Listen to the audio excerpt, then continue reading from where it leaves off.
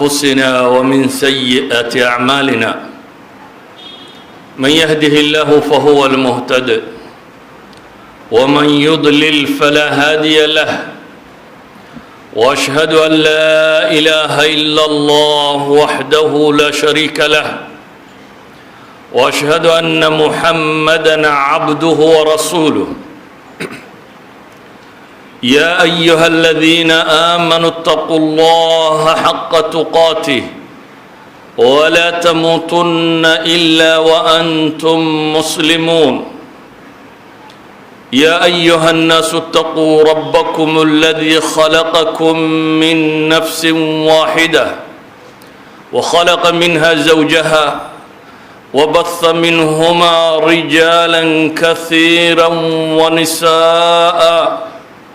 واتقوا الله الذي تساءلون به والأرحام إن الله كان عليكم رقيبا يا أيها الذين آمنوا اتقوا الله وقولوا قولا سديدا يصلح لكم أعمالكم ويغفر لكم ذنوبكم ومن يطع الله ورسوله فقد فاز فوزا عظيما أما بعد فإن أصدق الحديث كتاب الله وخير الهدي هدي محمد صلى الله عليه وسلم وشر الأمور محدثاتها وكل محدثة بدعة وكل بدعة ضلالة أيها الأحبة قال تعالى في محكم تنزيله يا بني آدم إما يأتينكم رسل منكم يقصون عليكم آياتي فمن اتقى وأصلح فلا خوف عليهم ولا هم يحزنون أيها الأحبة إلهي سبحانه وتعالى وحو كتابك سكت المامية reer nebi aadama oo haddii ay idin yimaadaan rusul xaggayga ka socota oo idinka mid ah oo ay idinka warramaan aayaadkayga baa ilaahay leeyahay subxaanahu wa tacaala faman ittaqaa wa aslaxa falaa khawfun calayhim walaa hum yaxzanuun kuwii ilaahay ka cabsada ee qaata waxay rusushu la timi oo wa aslax suubanaado hagaagsanaado acmaashiisa fiicnaysiiya falaa khawfun calayhim walaa hum yaxzanuun tiiraanyo iyo baqatoona korkooda ma ahaanin baa ilaahay leeyahy subxaanahu wa tacaala insaanka mashkiladaha ugu badan ee dunida ku qabsada waxaa ka mid ah alkhawf waalxusn ilaahayna subxaanahu wa tacaala aayaad 14 gaadhaya buu ku tilmaamayaa waxyaabaha khawfka iyo xusniga bini aadamka ka kaxeeya waxay culimmadu yidhaahdaan isu imaatinka bini aadamka iyo maamuladooda taariikhda bashariga bay yidhahdaan waa macdala waa dhibaatooyinka ugu waaweyn ee taariikhda bini aadamkaa soo mara fii kulli zamaan wa makaan waqti kasta iyo meel kastaba waayo aadanuhu qumanidu waxay ku jirtaa ilaahay kitaabkiisa markuu ka tago laba mid unbuu maraa bay leeyihin ima طugyaan aw alfawda laa amna walaa istiqraar deganaanshiyo iyo nabadgelya ma dhacda bini aadamku haddii aanu raacin ilaahay kitaabkiisa labada gebi midunbuu ka dhacaa mid ah fawda dadku inaanay yeelanin kala dambayn oo fawda ay noqoto fawdaduna dil iyo dhac iyo boob ayay sababtaa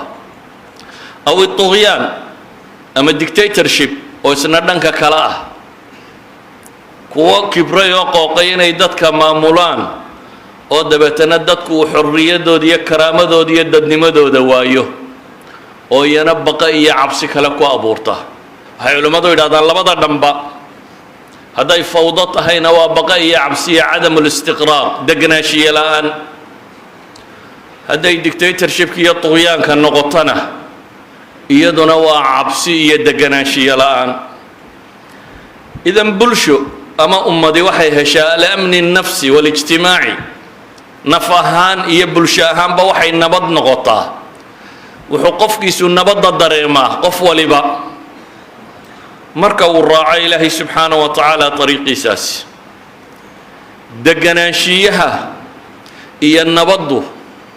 waxay culimmadu ku tilmaamaan inuu yahay sulamu الtaqadumi wاlxadaara horumarka bini aadamka iyo xadaaradiisa sallaanka loo fuulo inuu yahay alidiraab wاlkhawfna dadkoo degi waayo xasilooni la waayo nabad iyo amni la waayaana waa طariiqu takhalluf waa jidka dib u dhaca ee noolaha uu maro ilaahay subxaanahu wa tacaala wuxuu inoogu tilmaamayaa ugu horeyn nabad iyo amniga in ilaahay kitaabkiisa laga helo faman ittaqaa wa aslax falaa khawfun calayhim walaa hum yaxzanuun faman tabica hudaaya falaa khawfun calayhim walaa hum yaxzanuun ina aladiina qaluu rabbuna allahu huma istaqaamuu falaa khawfun calayhim walaa hum yaxzanuun alaa ina awliyaaa allahi laa khawfun calayhim walaa hum yaxzanuun xawaalay 14 aaya baa ilaahay wuxuu ku tilmaamayaa haddii kitaabkiisa lagu qumanaado haddii diintiisa la raaco haddii rusushiisa la rumeeyo haddii jidka ilaahay uu dadka u soo dejiyey la raaco haddii hanuunka aniga iga yimi aad raacdaan baa ilaahay leeyahy falaa khawfun calaykum walaa antum taxzanuun weeyaan baqa korkiina ahaan maayo murugana korkiina ahaan mayso bal ilaahay subxaanahu wa tacaala nabadiyo amnigu si ay aadanaha faa'iido ugu leeyihiin jannadiisa markuu ka warramayo wuxuu ku tilmaamay inay tahay daarta nabadgelyada oo aafaadka dunida ka dhaco dhan in lagaga nabadgelayo lahum daaru salaami cinda rabbihim baa ilaahay ku tilmaamaya daar nabadeed bay alle agtiisa ku leeyihin ilaahay wuxuu ku tilmaamayaa wuxuu dadka ugu yeedhayaa inay daartaa nabadeed tahay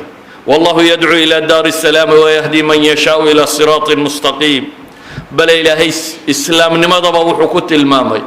waddada nabadda inay tahay saa daraaddeed baa ilaahay wuxuu leeyahay qad jaa'akum min allahi nuurun wa kitaabun mubiin yahdi bihi illaahu man ittabaca ridwaanahu subula asalaam jidka nabaddaa ilaahay ku hanuuniya ciddii raacda kitaabkiisa wayukhrijuhum min adulumaati ila annuuri biidni wayahdiihim ila siraatin mustaqiim amnigu ayuha alaxiba waa nicma kow waxaa lagu helaa ilaahay kitaabkiisoo la raaco hadday dadku diinta alle si qumman u raacaan kow waxay helaan iطmi'naan qalbiya amni nafsiya naf ahaan bay u degaan naftoodaa xasisha warwar iyo tiiraan iyo muruga kuma dhacdo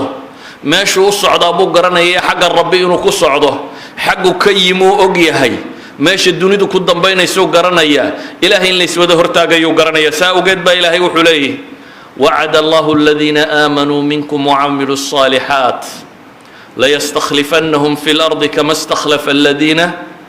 إلهي وحينات المامية ألا وحيدين يبوهي كوا إيمان لقها ليدين كمدة الذين آمنوا منكم وعملوا الصالحات إيمان يعمل صالحة عدي لقها له إلهي وحوب بلن قاضي ليستخلفنهم في الأرض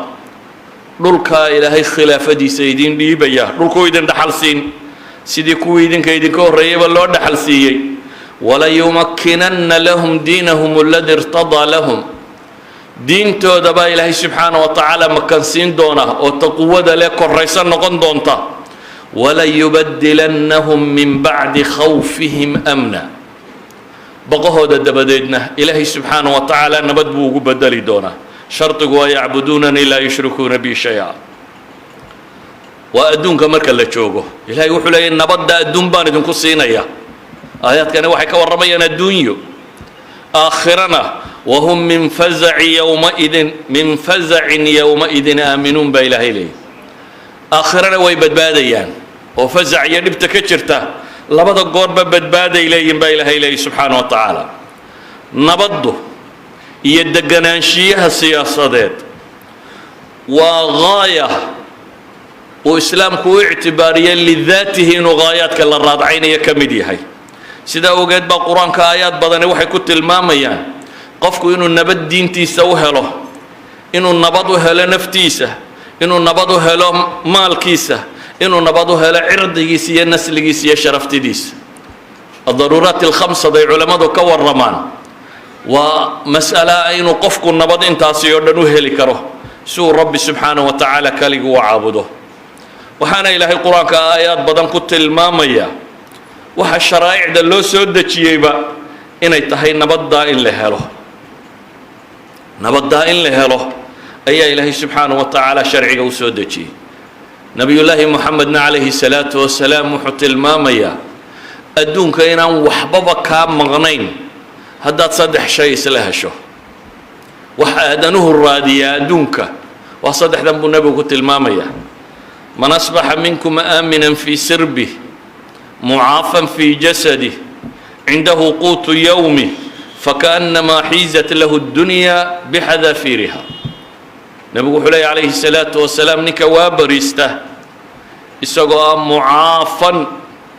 آمنا في سربه كوحدي سامه هلكي سامه بلشدي سكون نبض قبا وأنا عندنا كبغينين نبض قبا معافا في جسده جدهانا وعافمات قبا عنده قوت يومي ما انتاوح عننا هيسته نك صدح داسي سوق كلانتو إنه تلكي يدتك سلة جوجا كنا بضغبه وأنا قحنتين بيل درم كواهين أما كويس كنا بدواين يا وكنا بضغبه دتك سيسقى لا جوجا آمن في سربي وحكلوا لا يريتشركي سنا وعافمات قبه وأمراض يا وحسيانا يهينين وحكلوا النبي وقلت الماما ما انتاوح عننا هيسته أدونك وين لا عنون كما بطو صدق هذا الشيء كما بطو أدونك واحد بني آدم كرادية سو قد من أبو حكوت المام يا كاسي الدنيا ذا قصة أو ررتي الدون دمان تبكاوها يا أبو نبي قلت المام يا إلهي سبحانه وتعالى مركو قلت شيئا يا قريش إلهي وحلي فليعبدوا رب هذا البيت الذي أطعمهم من جوع وآمنهم من خوف ها عابدان ربي بيت الحرام كله إيه قاتشنا كقوديي بقنا كنبت قليي هدبا أيها الأحبة أمني قاسي قرآنكو كور رمي نبت قليا داسي أسباب إيا مقومات بيلين هدو ضدكو لي مادنا وصقميو وشيريو هدو ضدكو لي من وينان لهليني إلا بدأ فوضى مدون ودعيو إما إنه فوضى الدكتاتور كأودعه وعدكو أمركو تاغليسات تنتصد عالم الإسلامي وبدن يهي أما إنه حق فوضى ودعه سيدا قيبا بدن عالم الإسلامي كتر سنايهين ولا بدأ الطرف ولا بدأ عدم الأمنية لا بدأ بخوف يا عدم استقرار ويالله نبد يد جناشية لا بدأ بأنو مدنا أولين سوقت با إلهي وحط المامية كو واحد جناشية كان والإيمان بالله الذين آمنوا وتطمئن قلوبهم بذكر الله ألا بذكر الله تطمئن القلوب وكيف أخاف ما أشركتم ولا تخافون أنكم أشركتم بالله ما لم ينزل به عليكم سلطانا فأي الفريقين أحق بالأمن إن كنتم تعلمون الذين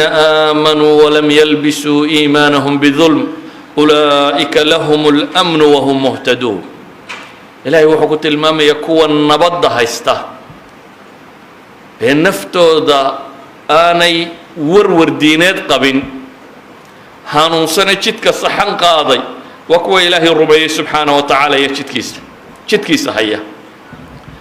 هذا إنه إسلام نمدين نربو قاضنه وحين هلينا أمن نفسية نفهانين إنه حصلونانه وحين هلينا أمن الصحية قضائية نقال هانين ندقنانه حصلانه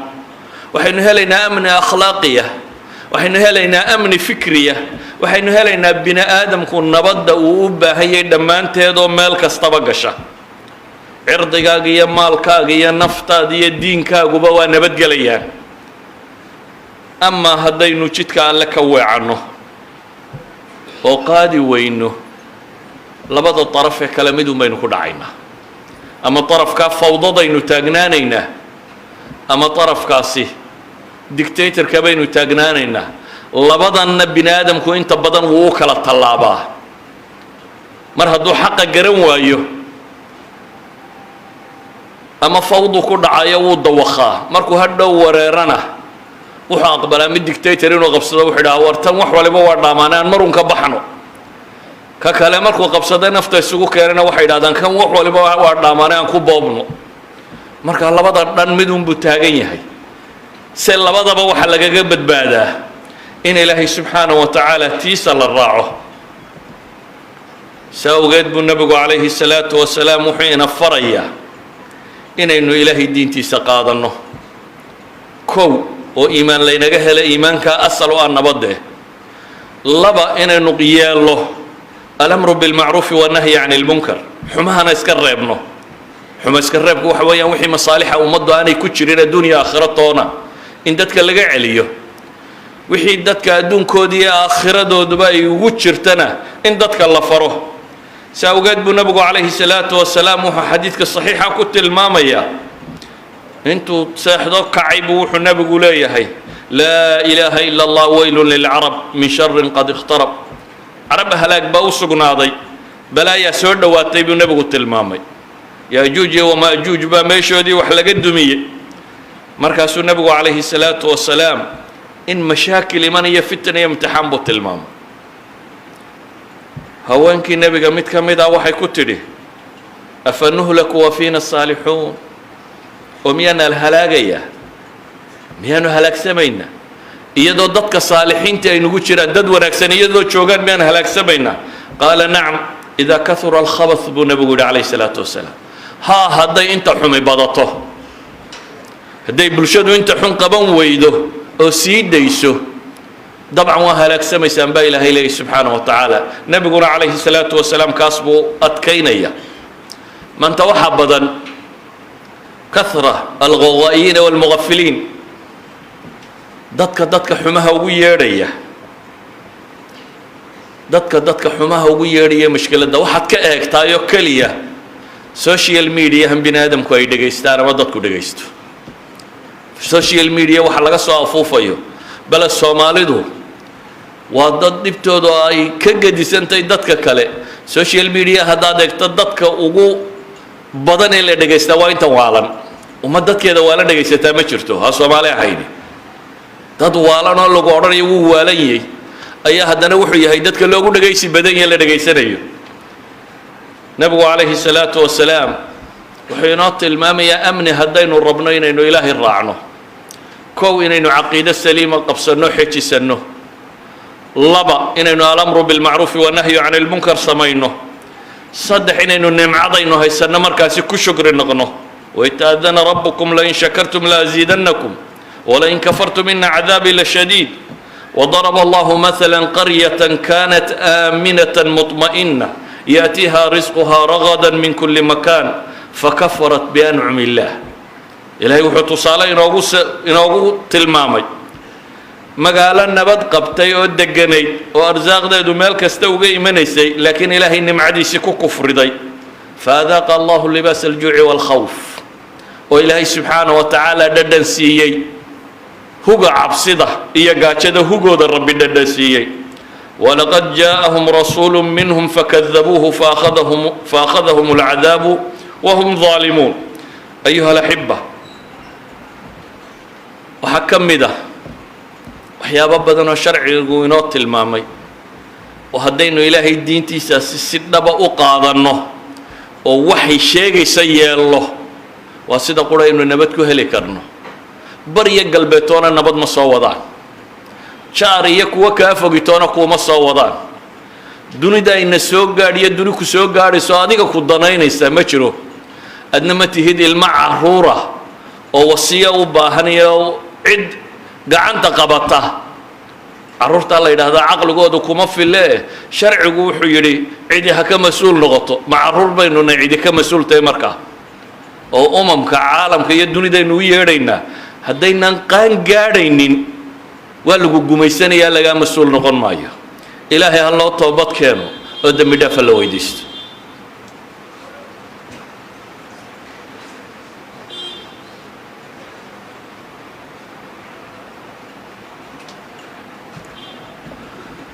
الحمد لله رب العالمين والعاقبة للمتقين ولا عدوان إلا على الظالمين وأشهد أن لا إله إلا الله وحده لا شريك له وأشهد أن محمدا عبده ورسوله وصفيه وخليله اللهم صل على محمد وعلى آل محمد كما صليت على إبراهيم وعلى آل إبراهيم وبارك على محمد وعلى آل محمد كما باركت على إبراهيم وعلى آل إبراهيم إنك حميد مجيد ورضي الله عن أصحاب رسول الله أجمعين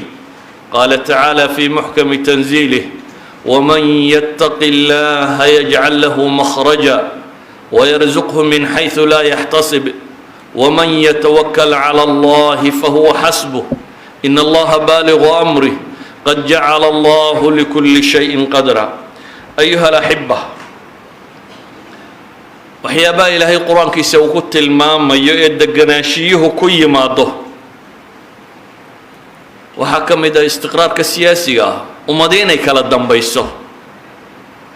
yaa ayuha aladiina aamanuu atiicu allaha wa atiicu rasuula wa uli lamri minkum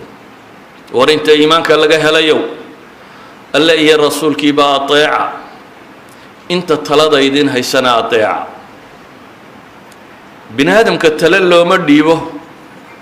haddii aanu taaco yeelanaynin maamul aan taaco lahaynina dunida kama jiro dowladaha reer galbeed waxyaabahay ku guulaysteen waxaa ka mid a waxay aqbaleen maamul kastoo ay samaystaan inay taaco ula yimaadaan hadduu yahay ku dowladeed hadduu yahay ku shirkadeed hadduu yahay ku ka hooseeya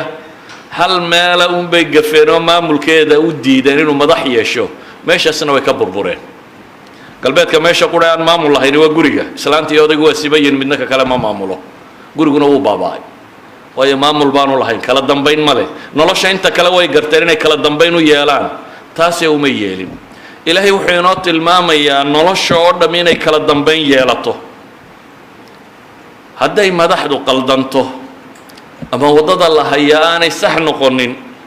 ilaahay wuxuu leeyay fain tanaasactum fii shayin farudduuhu ila allahi waalrasuul war haddaad murantaan oo wax isku qabataanna isdila lama odhanin ee ilaahay iyo rasuulkiisu waxay idin sheegayaan usoo noqdaa la yidhi kaasi ha noqdo waxa idin kala saara haddaa alle iyo rasuul rumaysantihin idan wuxuu nabigu tilmaamaya calayhi salaatu wasalaam axaadiis tiro badan in waliyul amrigu ama cidda wax maamushaa inay taaco leedahay waxaa kaloo uu tilmaamayaa ammaana inay tahay isna uu ka soo baxo waxaa kaloo nabigu tilmaamayaa cid aan ammaanadaa qaadi karinna inaan loo dhiibin soomaalidu waxay caan ku tahay kay adhiga kala quusataabay geela u dirataa bay idhaahdaan reerku kuu ka quustaabaa xagga maamulka loo diraa waxaana la doonayaa in la guulaysto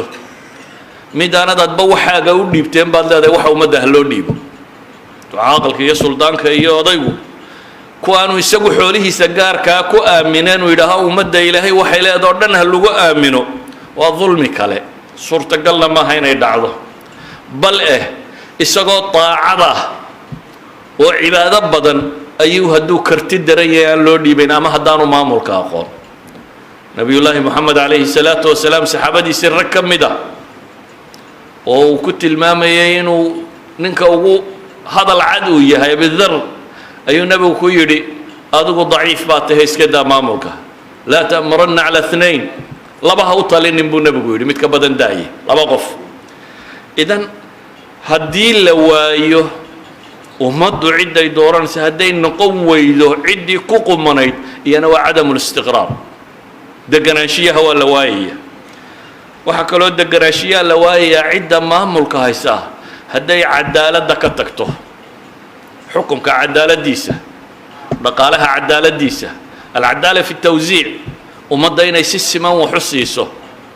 haddii maalin baynu idhaahno waa maalintayadii oo la yidhaha maalinba reer ha boobo dabeetana reerkaasi gar iyo gardarraba uu difaaca ugu jiro ninkaasi inuu meesha fadhiyo waayo waa xilladoodii mar bay rabaan iyaguna inay meesha boobaan hadday taa tahayna guulaysan mayno istiqraarna jiri maayo laakiin wuxuu istiqraar jirayaa إن الله يأمر بالعدل والإحسان وإيتاء ذي القربى وينهى عن الفحشاء والمنكر والبغي يعظكم لعلكم تذكرون waxa ilaahay nagu waaninaya haddaynu aqballo. akhiiran waxaan ku gebagabaynayaa muqawamaadka waaweyn waxaa ka mid ah inta wax qorta ee iclaamka ku jirtaana inay ilaahay ka baqato. iclaamku waa waxyaabaha ummadaha roga, beentan badan ee la faafinayo, warkan aan la hubin ee la akhrinayo, waa waxa dadka dabagediya. iclaamka hal tusaalaan kaasi wuxuu samayn karo. nabiyullaahi moxamed calayhi salaatu wasalaam wa amiinu man fi الsamaawaati wa fi اlardiya الصaadiq الamiin gaalnimadii ama martaan diintu ku soo degin lagu yaqaanay inuu الصaadiq الamiin yahay qabla اlbicثa iyo intii waxyigu ku soo degay baa caan ku ahaa ayaa qurayshi waxay ku tashatay inay war ka faafiyaan. warkay ka faafinayeen waa maxay? waa inuu nin waalan yahay. dadka kii u caqli badnaa ee ilaahayba doortay ee bashar oo dhan inta rabbi eegay allahu aclamu xaysu yajcalu risaalata uu dad oo dhan ka doortay ee haddana tahire qalbigiisa jeexaya nadiifiyey ee haddana waxyi ku soo dejiyey ee jidka quman ilaahay u tilmaamay ku tilmaamay basharka ka u khayr badan inuu yahay ayaa miidiyuhu wuxuu go'aansaday in dadka loo sheego inuu waalan yahay. dabeetana dacaayadaasay faafiyeen. saxaabi damaam la yidhaahdaa wuxuu leeyahay magaaladan soo galay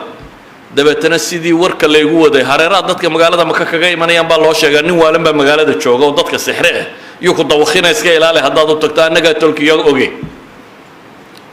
magaaladan soo galay buu say warkii igu wadeen